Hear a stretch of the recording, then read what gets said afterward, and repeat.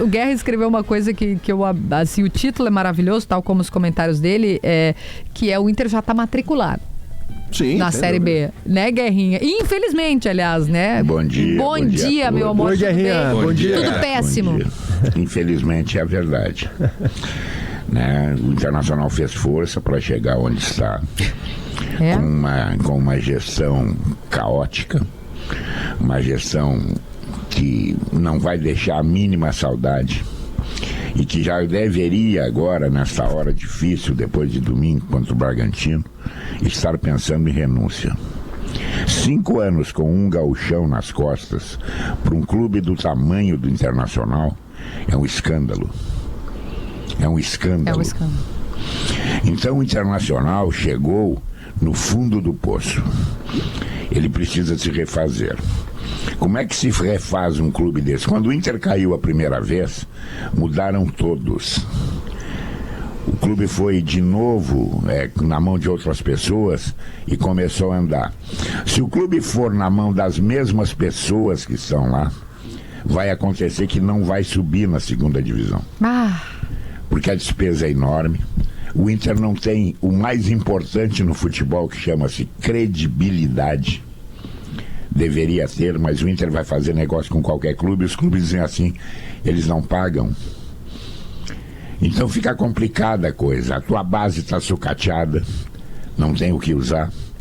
O Inter está no fundo do poço, infelizmente, para a tristeza do torcedor, da massa vermelha, que fez a sua parte, que aguentou até onde dava a dor, que não era pequena, e que agora vai sofrer com a segunda divisão.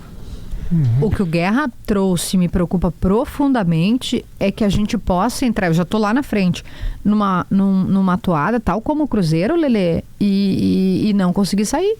Eu tô muito preocupada, né? Porque na realidade, bem como o Guerra disse, a atual gestão, bom dia, né, a todos bom agora, dia. né? Bom dia, PG, Kelly, bom dia ao Gabriel, que eu não conheço pessoalmente, mas, né, mas eu como escuto o programa todo dia. Em breve resolvemos, né? Isso. Com certeza, né? Mas enfim, e eu tô aqui, assim, com um sentimento, assim, até quem tá me vendo na live tá vendo que eu tô com a cara destruída, porque era 3 horas da manhã, eu tava me revirando no sofá. Não dorme. Eu gravei um vídeo ontem, era 2:30 da manhã. Até porque as pessoas às vezes me cobram que eu fale mais sobre futebol no meu Instagram, mas eu sempre digo pra elas assim, gente, eu faço parte do Bola nas Costas, que hoje é um dos 5 podcasts de esporte mais escutados no Brasil, não é no Rio Grande do Sul. Então eu faço 1 hora por dia já desse programa ali, eu exponho as minhas opiniões, os cortes estão aí, então acho que já tem bastante ali. Mas claro que tem momentos como o de ontem, que o cara tem que se expor e tem que falar. E dentro desse mundo aí, cheio de edição, de filtro, eu peguei e fiz um vídeo ontem às 2:30 da manhã, com algumas taças de vinho já na cabeça, fiz questão de mostrar, então eu fiz meu desabafo, porque aquele ali sou eu, e eu acho que aquilo ali eram muitos torcedores do Inter naquele momento, porque eu sou um cara que tem o privilégio de estar no microfone, mas eu sou um colorado de arquibancada, como tu disse antes no início do programa, Kelly. Eu me formei meu primeiro jogo no Beira-Rio foi no campeonato de 79, eu tava na final de 79, com 6 anos de idade, meu pai me levou, então eu passei tantas coisas com o Inter, né? O Guerra, que tá aqui com a gente, obviamente passou muito mais, mas eu sou da opinião o seguinte, tudo que acontece com o Inter depois de 17 de dezembro de 2006 é lucro. É lucro, porque aquilo que aconteceu lá em Yokohama é bizarro.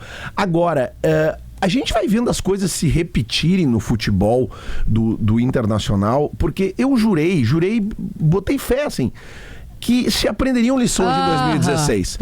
Porque eu fui conselheiro do clube durante 8 anos. E eu conheço a política do clube porque eu fui conselheiro, entendeu? Então eu vivi lá dentro. E eu desisti de ser conselheiro porque eu via que realmente as coisas dentro do conselho, elas faziam o meu estômago doer. E eu tava vendo que aquilo ali não era pra mim torcedor. E principalmente quando eu assumi o microfone da Rádio Atlântida como um cronista identificado e depois vim parar aqui na Rádio Gaúcha por um tempo, eu acho que seria até antiético da minha parte fazer parte da política, com perdão da redundância, fazer parte da política do Inter e estar no microfone. Então eu saí. Então eu tenho sim vivência no Conselho do Inter. E eu posso afirmar para você que está me ouvindo agora que os resultados de campo mostram, né, que não aprenderam nada. Porque o que a gente vê ali dentro do campo hoje é consequência de uma gestão que teve todas as possibilidades de se renovar, de se rever, de corrigir rumos. É reeleita. E tem dinheiro, isso que me... Exatamente. O da Liga ganhou dinheiro, receita antecipada, muito. não e é que mais, tá... Kelly, tu usasse ali o exemplo dos anos 90 e eu, assim como tu, vivi os anos 90, eu tava naquele jogo do gol do Dunga, eu vi jogadores de técnica extremamente limitada vestindo a camisa do Inter. Só que o orçamento do Inter naquela época ele era minúsculo se tu for comparar com o de hoje. A gente está falando de uma folha de 18 milhões, um orçamento do clube, né? Um estádio absolutamente reformado, um estádio de Copa do Mundo, um clube que tem um orçamento hoje que deve estar na casa ali do $500 bilhão por ano. Então se tu tem essa grana e tu consegue fazer o teu time ficar entre os 4 piores do campeonato, então isso é um atestado de incompetência que, na minha visão, estatutariamente, deveria significar o fim do mandato. Fim do mandato, entendeu? E não é pelo Alessandro Barcelos. Eu digo a mesma coisa, como foi na época do Vitório Pífero, porque se tu não tem a condição de gerir o principal ativo do clube com todo esse dinheiro, então sai. E porque o ano que vem a receita cai. Aí é que tá. A Série B de 2017 que nós disputamos foi o último ano que um clube caía da Série A e continuava recebendo. O Inter teve 100 milhões de reais, eu acho que era por volta de 100 milhões, 80, enfim, pouco importa, mas eram dezenas de milhões de reais que todos os outros times da Série B não tinham. E vamos lembrar, o Inter não ganhou a Série B em 2017. O Inter subiu, mas não ganhou. Isso, no ano que vem, bem lembrado. E o Grêmio sofreu isso agora. Quando é que o Grêmio caiu? Foi 23, né? Não, 22.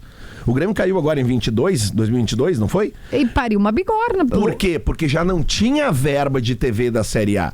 E na minha visão, acho que o Grêmio até deu, entre aspas, uma sorte naquela última Série B, porque aquela Série B tinha vários clubes de Série A. Tinha ali o Cruzeiro, tinha mais, me lembrem, não sei se vocês vão lembrar, mas tinha vários clubes da Série A que estavam disputando, acho que o Vasco estava também, não lembro, mas tinha vários clubes de Série A disputando, então os clubes menores da Série B, todo mundo sabe, a gente viveu isso, eles fazem uma Copa do Mundo quando jogam contra o time de Série A. E naquele ano tinha 3 de Série A, 3 ou 4 de Série A. Então aquilo meio que se dissolveu. O Inter caindo, confirmando-se o descenso agora no domingo, vai ser o único. Vai ser todos contra o Inter de novo e o Inter com um orçamento muito menor. E essa é a questão que eu falo. Fragilizado, desestabilizado com a seja torcida. Lá, impeachment ou destituir o presidente, o conselho de gestão, não sei. Mas a questão que eu digo é a seguinte. Lelê, o impeachment é impossível. Pois é. Ele é muito demorado. Então tem que ser uma renúncia, né? Porque assim, se não consegue administrar o futebol com 300, 400 milhões por ano, vai conseguir com 30, 40, 50? E tem uma pergunta que eu tenho muita curiosidade de fazer pro Guerrinha, que é o seguinte, Guerrinha, um dos motivos que te faz ser uma referência na nossa imprensa esportiva é que tu deixa sempre muito claro que é colorado, mas sem nunca ter perdido a isenção, a independência, e isso é o que sempre te rendeu muito respeito, admiração, inclusive dos gremistas, né? E aí agora com o Inter prestes a cair, a minha pergunta é se isso ainda te atravessa como torcedor. Ou se a tua experiência, o tempo de estrada, se a profissão criou um certo escudo emocional para ti, ou se isso ainda te machuca como torcedor? Muito menos. Hoje eu analiso muito a competência das pessoas. E essa direção, quando assumiu, eu demorei acho que uns 6 meses para dizer que era uma direção incompetente. Eu estou me referindo à primeira gestão. Na segunda, quando foi reeleito, eu digo, meu senhor de Deus, agora sim, agora ficou ruim demais. E realmente, infelizmente, se confirmou para os colorados isso. Eu consigo ser equilibrado nessa hora. Eu acho que o torcedor, aquele que se sacrifica, que paga a mensalidade. Exatamente, que às vezes deixa de fazer as coisas que mais gosta para saldar a sua dívida com o clube, ele não merece isso que está acontecendo. Mas eu não tenho essa convicção, essa certeza de que haverá uma renúncia. Não tenho. O presidente do Internacional é um cara que é teimoso, já deveria ter colocado o cargo à disposição há algum tempo, agora não sabe mais nem para onde vai recorrer. Quem serão os seus parceiros se ele continuar? Porque muita gente vai dançar, não tenha nenhuma dúvida que vai dançar.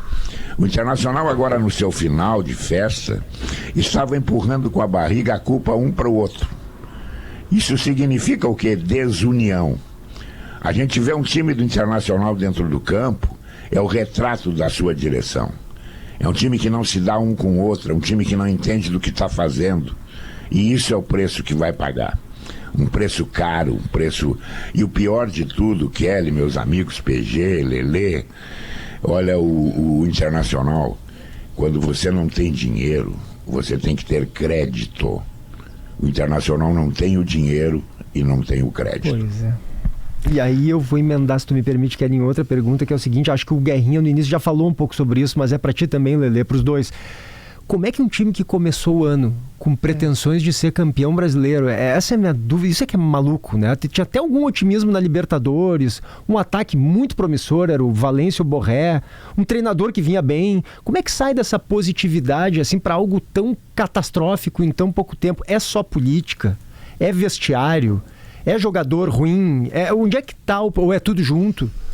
No caso de 2016, a gente teve muito claro um tempo depois que as coisas como estavam dentro do Beira-Rio, tanto que aquela gestão foi parar nas páginas policiais. Eu tenho medo. Todos os dirigentes daquela gestão, eles foram condenados. Ao que eu sei, estão cumprindo pena em liberdade. Né? Eu li o processo, é de corar os quero-quero. Pois é. É trocar por vantagem, assim, por diário no Copacabana Palace. É um bizarro. nível de desvio. Isso em 16, né? E que é investigado pelo Ministério Público, o promotor Flávio Duarte, que faz um trabalho fantástico. Então, o que está acontecendo dentro da gestão atual, a gente não vai ficar sabendo agora, porque cada vez menos a gente tem informações internas do clube, né? Mas claro, porque tu conhece um ou outro funcionário. Então, uma coisa que eu consegui averiguar, assim, por exemplo, tem funcionários de carreira no Internacional, pessoas com mais de 20 anos de casa, que foram demitidas. Do nada, assim, para se colocar outras pessoas que não têm esse conhecimento. E quando tu sabe, tu vê o conhecimento de um clube, né? A gente já teve uma diminuição de funcionários, né? Enxugamento, pandemia, tem um monte de coisa que vai diminuindo o número de funcionários. Então, na lógica, tu pensa assim, um clube gigante, tu precisa cada vez ter menos custo, mas pessoas mais qualificadas. Claro, tem que ter e a gente tem esse papo do profissionalismo e tal, mas que é uma baita numa balela. Agora, respondendo diretamente a tua pergunta, PG, isso é uma coisa que impressiona, e aí é legal da gente ouvir até os comentários da galera que é de fora da aldeia. Boa. Porque são esses jornalistas que não vivem o nosso mundo, que a gente sabe que aqui nós temos um mundo paralelo, ele é diferente. Como a gente estava falando em off aqui, sabe? O treinador que desembarca aqui para treinar o Inter Grêmio, ele tem que saber o que é o sala de redação. Ele tem que saber o que é o bola nas costas. Ele tem que conhecer os influenciadores. O Guerrinha, o Lelê, né? o Wagner. Porque nós temos aqui uma cultura diferente do resto do país. E isso vale pra tudo. Se tu pegar, se um jogador desembarca no Inter ou no Grêmio falando espanhol, a torcida é super tolerante com ele.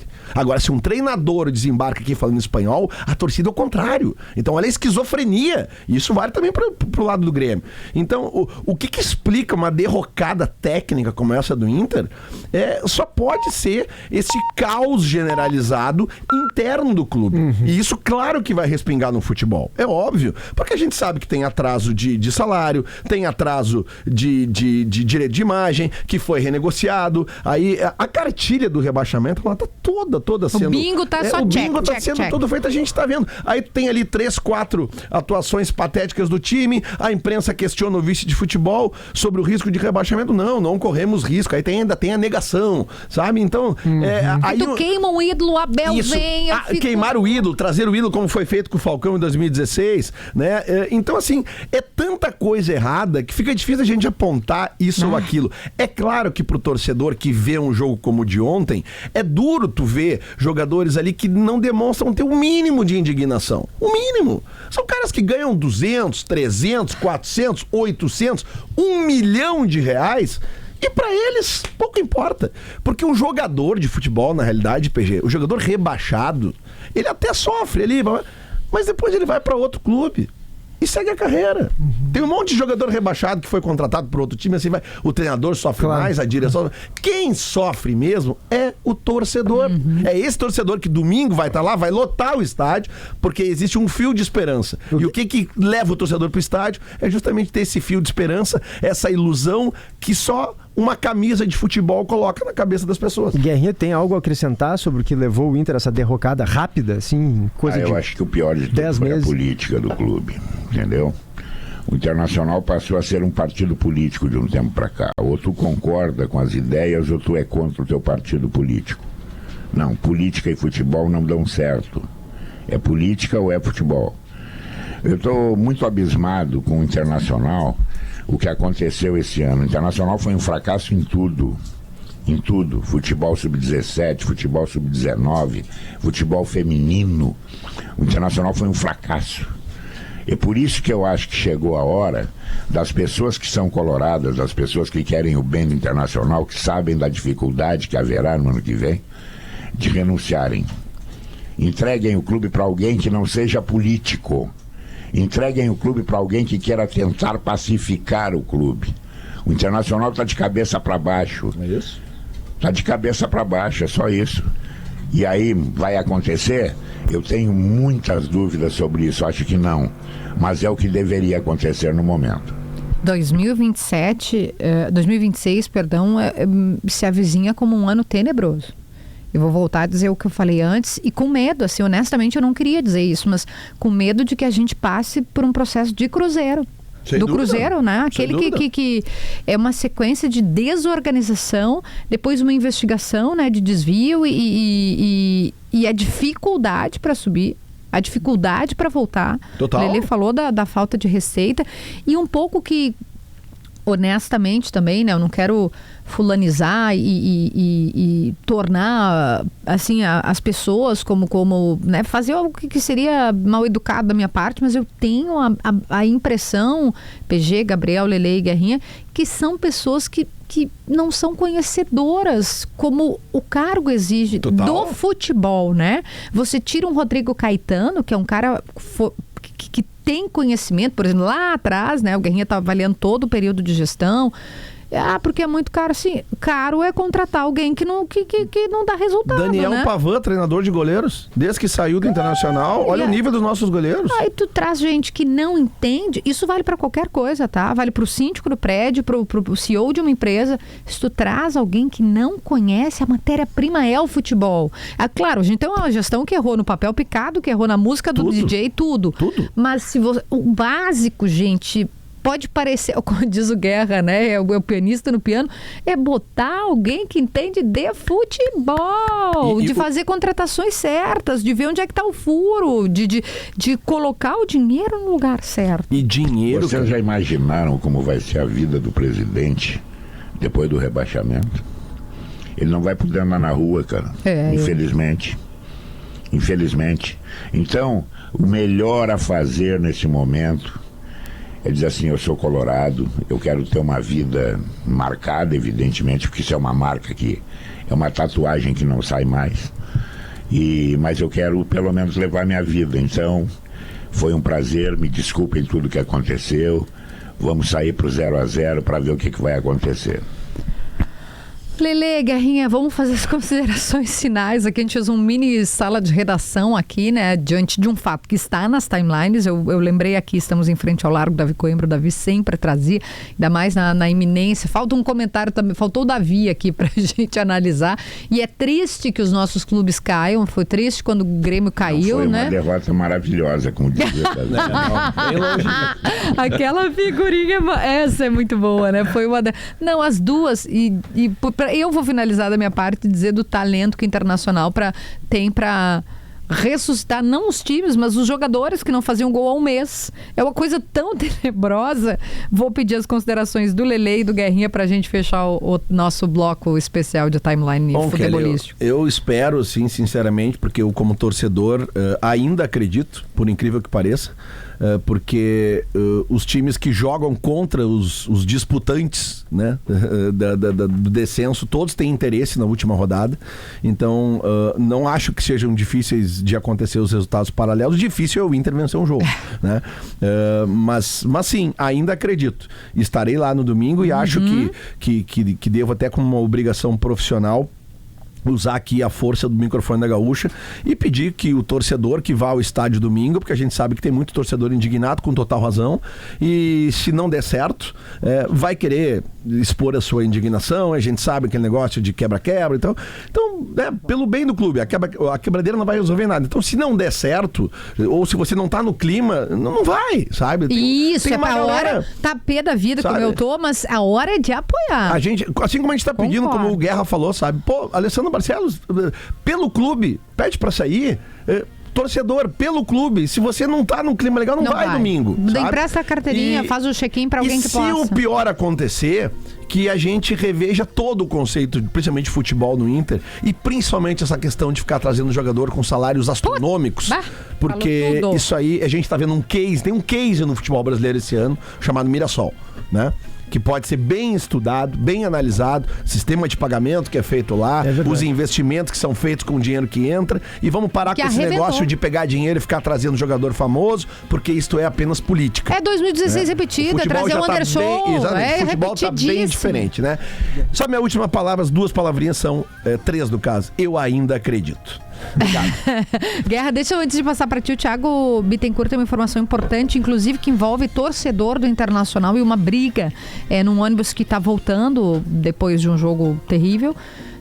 Mas eu vou com a informação do Thiago e passo para o Guerrinha fechar para nós. Isso, um ônibus com torcedores do Internacional foi atacado por torcedores do Santos no retorno pela BR-101. Que bárbaro. E por isso tem trânsito bloqueado. Lá em Santa Catarina, na altura do município de Itapema, a Polícia Rodoviária Federal de Santa Catarina, inclusive, diz que uma faixa apenas está liberada, no sentido de quem está vindo ao Rio Grande do Sul, devido a essa briga entre torcidas no quilômetro 148 da BR-101 em Itapema, em Santa Catarina. A gente ainda está buscando detalhes. Se tem gente machucada, quantas pessoas estavam nesse ônibus, mas tem esse bloqueio no trânsito em decorrência dessa briga. Esse ônibus de torcedores do Internacional que teria sido atacado por torcedores do Santos na BR-101 em Santa Catarina. Triste, lamentável. Obrigada, Thiago, pelas informações. As pessoas devem se perguntarem como é que se encontraram. O Santos veio com essa organizada para Caxias e o Inter foi para Santos. Então eles estavam voltando, né? E se encontraram no meio do caminho. O Kelly, eu não tiro o direito, não tiro a esperança do Lelê em que ainda acredita. Entendeu? Se há chance, matemática, aquele negócio, vamos achar que daqui a pouco pode dar. Eu já sou diferente. Eu acho que o Inter caiu, infelizmente caiu. Não sei até o que vai acontecer domingo no Beira-Rio. Eu também espero um jogo que não tenha incidentes, não traga prejuízos maiores ainda para o clube com quebra-quebra. Não, vai lá, quem vai lá para olhar, vai lá para apoiar, vai lá para dar a última força que tem que dar. Eu acho também que vai ter gente que não vai acabar mais, o estado, se não lotar, vai andar muito perto disso. Mas a grande verdade é que a maioria do torcedor do Internacional, ele já está anestesiado. Eu falei resignado. Está anestesiado, ele sabe que a coisa é horrorosa. O Inter vai ganhar do Bragantino, sim, mas tem outros 3 resultados que não podem acontecer e podem acontecer. Então eu acho que o fim de festa chegou, infelizmente, e não dá nem para reclamar, porque o Inter teve chance de sair desse velório e ir para uma festa. O Inter preferiu sair da festa e ir para o velório. Guerra, Lelê, obrigada. CRVR, a maior empresa de tratamentos de resíduos do Rio Grande do Sul, está sempre ao seu lado, cuidando do que importa. Com presença constante, tecnologia de ponta, a empresa transforma desafios em oportunidades sustentáveis, valorizando o futuro do planeta. Na CRVR, nada se perde, tudo se transforma. Resíduos sólidos urbanos viram combustível renovável e agora uma grande novidade: os gases também são convertidos em biometano, gerando energia limpa que alimenta o futuro. Trabalhando 20 horas por dia, a CRVR garante proteção ambiental, saúde pública e qualidade de vida para toda a comunidade gaúcha. É mais do que tratar resíduos, é responsabilidade compartilhada com o meio ambiente e com as próximas gerações. Porque cuidar do planeta é cuidar de você, da sua família e do futuro que queremos construir juntos. CRVR sempre ao seu lado, cuidando do que importa. Para mais informações, crvr.com.br. Guerra, Lelê, PG, Gabriel, beijo! Tchau, gente, um beijo. Obrigado. Bom dia. Valeu. 10h56, eu amo o Internacional. Tchau.